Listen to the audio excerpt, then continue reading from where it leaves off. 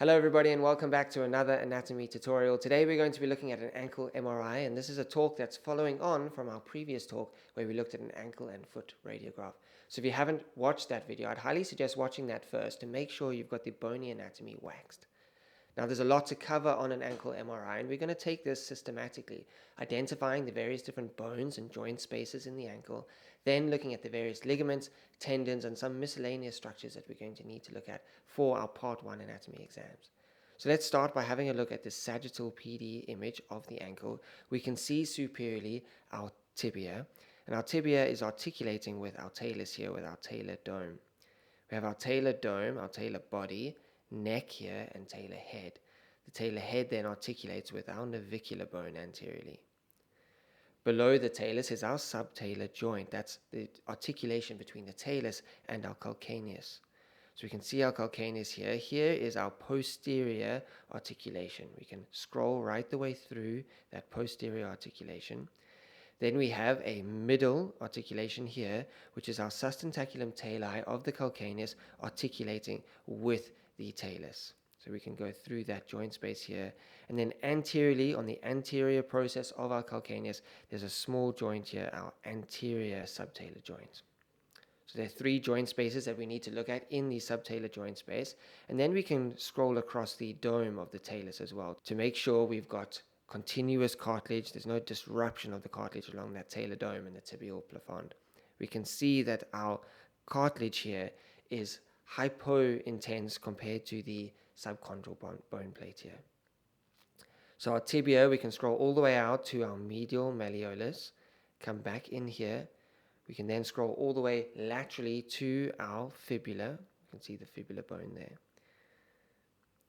Our calcaneus has an anterior process that articulates with our cuboid bone here. So we can scroll all the way through the cuboid, look at that calcaneal cuboid joint as well.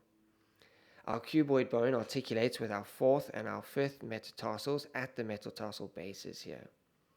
Then if we go back to our talus, talar head articulating with our navicular bone articulates with our lateral cuneiform, our intermediate cuneiform, and our medial cuneiform here, which then articulates with our first, second, and third metatarsals respectively. But that's getting onto a foot MRI.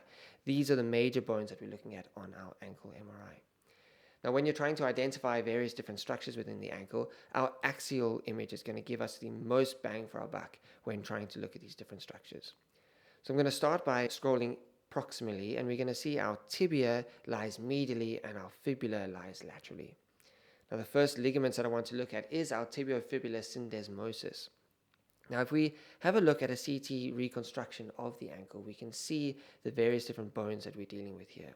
If I rotate this slightly around, we can see our tibia with our medial malleolus and our fibula with our lateral malleolus.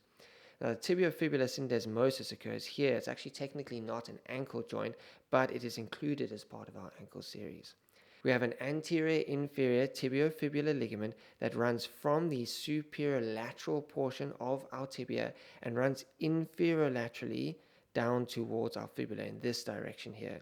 And the same happens on the other side of the ankle. We've got a posterior inferior tibiofibular ligament that runs at this angle here from the posterior lateral surface of the tibia down inferolaterally towards our fibula here. So let's have a look at that on our MRI. We're going to start by having a look at the axial MRI. Again, I'm going to scroll up above the ankle joint, and here we can see our interosseous membrane that is attaching our tibia to our fibula. This is our syndesmosis here, and we can see these bundles running from superior down inferolaterally to the medial surface of that fibula here. So we can see those bundles there. At the level of this tibiofibular syndesmosis, here is our posterior inferior tibiofibular ligament.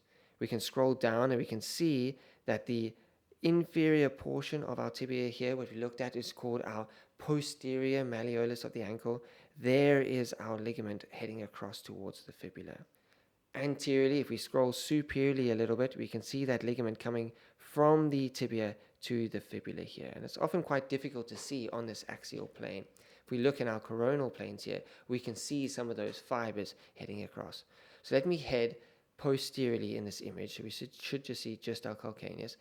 And scroll anteriorly until we can see our tibia and our fibula coming into view. Here is that posterior inferior tibiofibular ligament.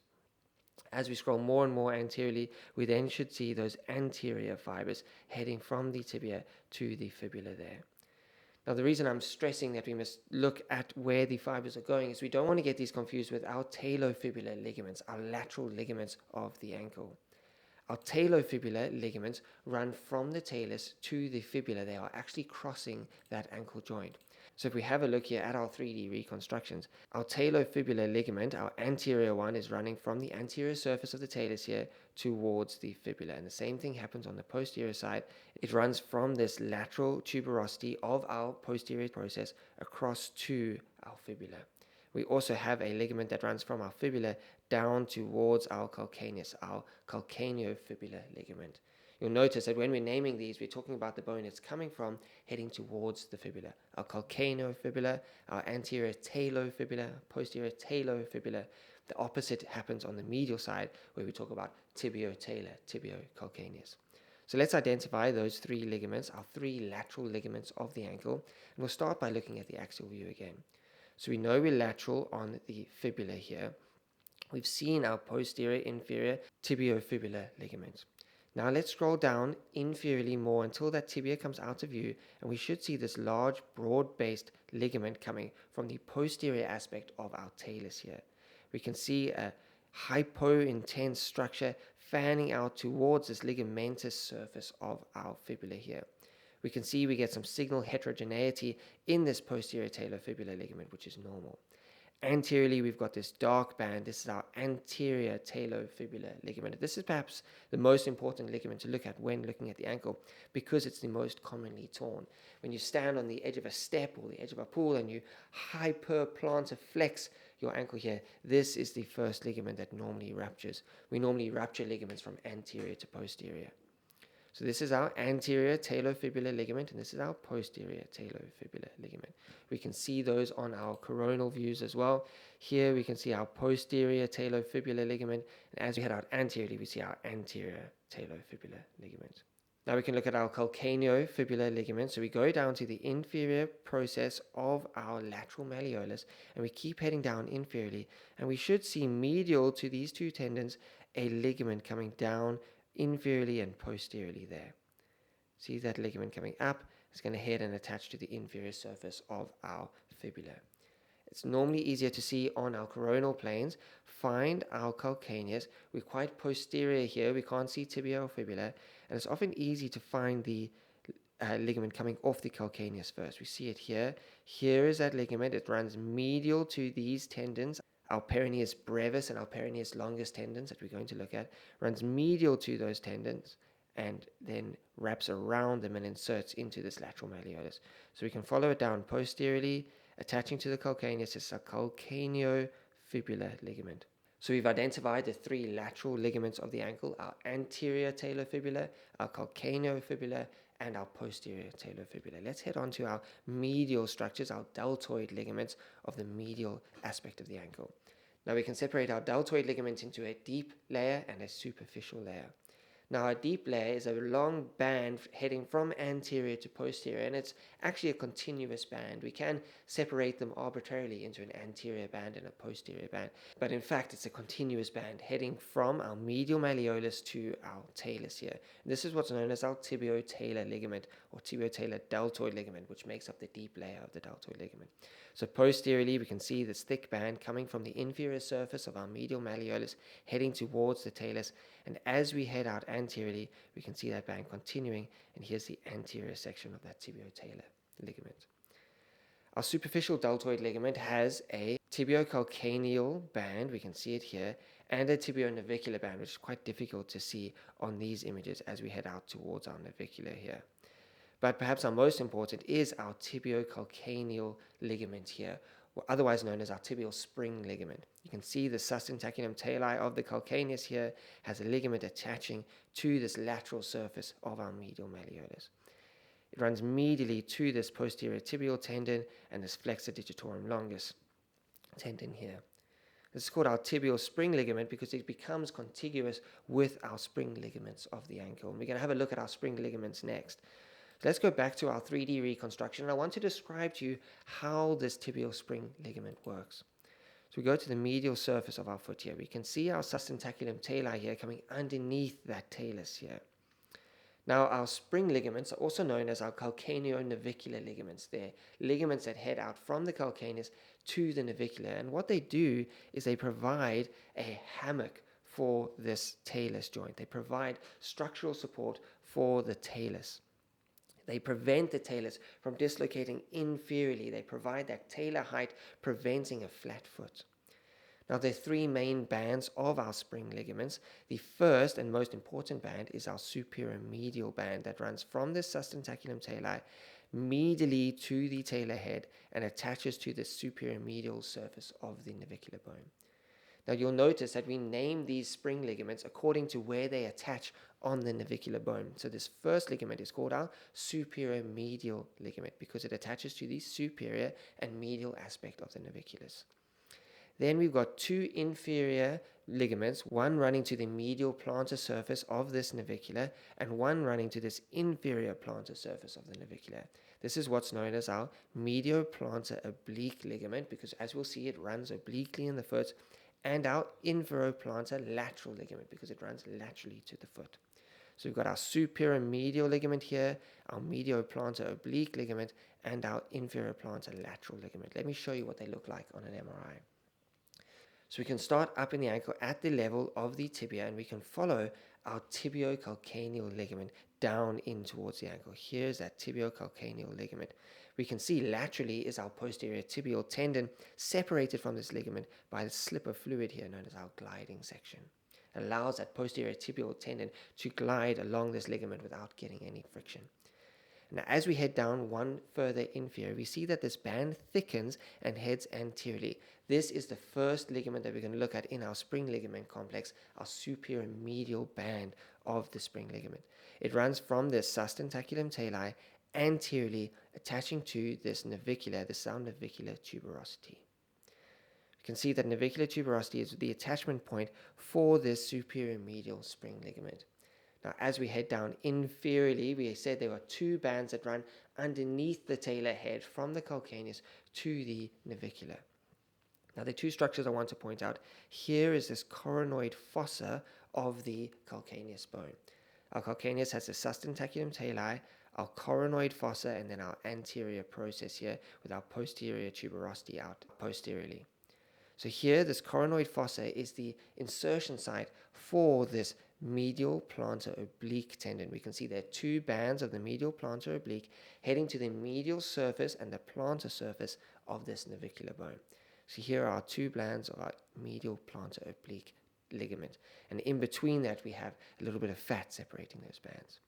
Our inferoplantar longitudinal ligament runs longitudinally along the axis of the foot, also coming from this coronoid fossa of the calcaneus, and it heads out to this navicular beak. We can see the navicular has this spike heading backwards. That's our navicular beak, and if I scroll one down inferiorly, we can see that inferoplantar longitudinal ligament attaching to that undersurface of our navicular bone here. So those are our spring ligaments. Now, this medial plantar oblique and this inferoplantar longitudinal ligaments are often quite difficult to see, and the most important ligament to look at is this superior medial ligament heading out towards our navicular tuberosity. So those are the main ligaments that I want to cover in the ankle. Let's move on to the tendons of the ankle. I like to separate the tendons into four different tendon groups. We've got a posterior group, an anterior group, medial and lateral groups. If this was a clock face, we would separate them into the 12, 6, 3 and 9 o'clock on the clock face. So let's start with our posterior tendons because that's the one we all know, and this is our Achilles tendon posteriorly. It should have this concave shape, this smiling Achilles. We can see this small little tendon here, which is known as our plantaris tendon, which lies medially to the Achilles tendon. As we head down inferiorly, we can see our soleus joining the tendon of that gastrocnemius, forming our Achilles tendon here. The fat ahead of this Achilles tendon is what's known as our Cagus fat pad. And we know that Achilles tendon inserts onto the posterior tuberosity of the calcaneus on that middle facet that we had looked at previously.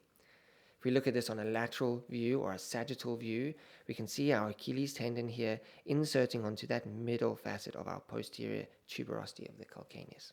Here we have a smooth facet of the posterior calcaneus here, and that's where there's a little bursa preventing friction happening on this Achilles tendon. If we head across to our PD FATSAT, we should be able to see that retrocalcaneal bursa here, anterior to our Achilles tendon. Here is our weight-bearing section. Here is the insertion of our Achilles tendon. Here is Kager's fat pad that I mentioned before. We can get a bony deformity here called Haglund's deformity, which is caused by multiple things, including wearing high heels. So those are our posterior tendons. Let's look at our medial tendons. I'm going to go back to our axial view. We can head up in the ankle. Medially on our tibia here, we have 3 tendons, and most people remember this by saying Tom, Dick, and Harry, passing medially. Our posterior tibial tendon, our flexor digitorum longus, and our flexor hallucis longus. Now, our posterior tibial tendon should be about twice the size of our flexor digitorum tendon here. If it's not, we should suspect a tear or disruption of that posterior tibial tendon. So let's follow the posterior tibial tendon round. It runs laterally to our medial malleolus, runs down into the foot, and we've seen this before. It's running laterally to this tibial spring ligament. As we head down, we can see that gliding section here, and here is our superior medial spring ligament, and that posterior tibial tendon runs and attaches to the navicular bone. You can see it running and attaching there to the navicular bone. It also sends off a couple of other tendons heading out towards our cuneiforms. But the most important attachment is here to that navicular tuberosity, or the inferior surface of that navicular tuberosity. Let's head back up and follow the path of our flexor digitorum longus. It runs slightly posterior to that posterior tibial tendon. It heads down laterally again, runs underneath the medial malleolus, and we can follow it around here, running into the foot and then sending out branches to the phalanges within the foot. Our flexor hallucis longus has a different course. It runs much more medially, runs underneath the sustentaculum tali before then heading out medially towards the greater toe. So let's follow that down. You can see it running here. We see it runs underneath that sustentaculum tali here, running much more laterally than these 2 tendons that we just looked at before heading out medially to the greater toe. We can follow it up there. Now, some people remember this tarsal tunnel, the ligaments running through this tarsal tunnel, as Tom, Dick, and very, very nervous Harry, because they include this neurovascular bundle here. Now, we can see here that there are 2 veins, an artery, and a nerve here. So when we say Tom, Dick, and very, very nervous Harry, we mean artery, vein, nerve. We can head down. We should be able to see our posterior tibial nerve here separating into a medial and a lateral branch here. Let's now head across to our lateral tendons. There are 2 lateral tendons that I want to draw your attention to, and we've seen them when we were looking at our calcaneofibular ligament. They run laterally to that calcaneofibular ligament. We've got our peroneus brevis tendon and our peroneus longus tendon. A good way to remember this is peroneus brevis runs closer to the bones, peroneus longus runs laterally. So our peroneus brevis has a shorter course. Brevis runs posterior to this fibula or this lateral malleolus. They mustn't be running out laterally. They must be posterior to the lateral malleolus of the fibula. We can see it run underneath that lateral malleolus. You see how it curves under that lateral malleolus, heads out towards the base of our 5th metatarsal here. See it inserting onto the base of the 5th metatarsal. Our peroneus longus tendon has a longer course. It starts laterally before diving underneath our calcaneus and our cuboid and then heading out to that medial cuneiform. So let's follow it down underneath that lateral malleolus, heading out laterally to the calcaneus. We can see this peroneal tubercle here. It then heads underneath the calcaneus, underneath the cuboid, and as we then scroll up, we can see it heading towards that medial cuneiform there. So it runs underneath the foot, it wraps itself underneath the foot, and then when we flex both the peroneus brevis and the peroneus longus, it causes the foot to evert like that. Lastly, we can look at our anterior tendons, which are much less commonly injured than our medial or our lateral tendons, or our Achilles tendon for that matter. We've got 3 major tendons in this anterior space, and some people remember this as Tom hates Dick. We've got an anterior tibial tendon, an extensor hallucis tendon, and an extensor digitorum tendon, and it becomes quite difficult when we come in this axial plane to follow those down into the foot, and we can look at them if we want to on our coronals and our sagittals. So those are the major tendons that we need to know when looking at the ankle. Now I'm going to head on to a couple of miscellaneous structures. The first I want to look at is our plantar fascia. So if we head out posteriorly in this image, we can see our posterior calcaneal tuberosity has this lateral and medial processes here. We know that this is lateral because we can see our fibula out here laterally. So our plantar fascia comes from this lateral and medial processes of this posterior tuberosity. There are three main plantar fascia planes that come out: our lateral, central, and medial plantar fascia bands. Our lateral plantar fascia band comes from that lateral process.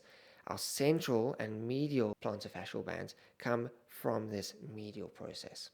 So we can see as we head out anteriorly, we've got our lateral plantar fascial band, our central plantar fascial band, and our medial plantar fascial band. These have divided from our medial process here. So we've got those three bands. We can also look at them on our sagittal view. We can see here our central plantar fascia band, and as we head out laterally, we can see that lateral plantar fascia band there.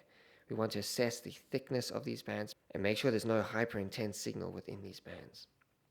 The next structure I want to look at is what's known as sinus tarsi, and often people find this quite difficult to conceptualize, but as we scroll through the subtalar joint here, we can see that there's this gap between the talus and the calcaneus here. And this gap is filled with fat. This is what's known as our sinus tarsi.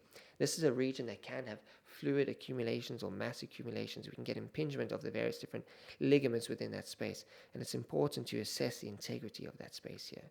We can see that also on our axial views as we head down into the talus here. We can see the talar neck. Below that talar neck here is our sinus tarsi running from medial to lateral there. That's about all that I want to cover in the ankle joint. There is a lot to go through, but I find the ankle joint very logical. If you start superiorly and head your way down, follow all the bones, then look at the various different ligaments. We can see our tibiofibular syndesmosis, then look at our lateral ligaments, our anterior talofibular, our posterior talofibular, and our calcaneofibular ligaments. Then head across to the medial section. We can look at our deltoid ligaments, both the deep and superficial ligaments. Then head out to the spring ligaments of the midfoot. Now they're called the spring ligaments because people once thought that they provided some sort of spring within that foot, but actually their function is to cradle that talar head, preventing inferior dislocation of that talar head and medial dislocation of that talar head. Then look at the various tendons that pass the ankle, our anterior, posterior, medial, and lateral tendons of the ankle, and then look at the plantar fascia and some of these soft tissue structures that surround the ankle. Now, what I haven't covered here are the muscles of the foot, and there are 4 different layers of the muscles of the foot, and that's going to be a separate video on its own. Otherwise, this is just going to become too long and too difficult to remember everything. So I hope you found this helpful. There is a lot to cover. I encourage you to go over as many ankle MRIs as you can. And until next video, I'll see you all then. Goodbye, everybody.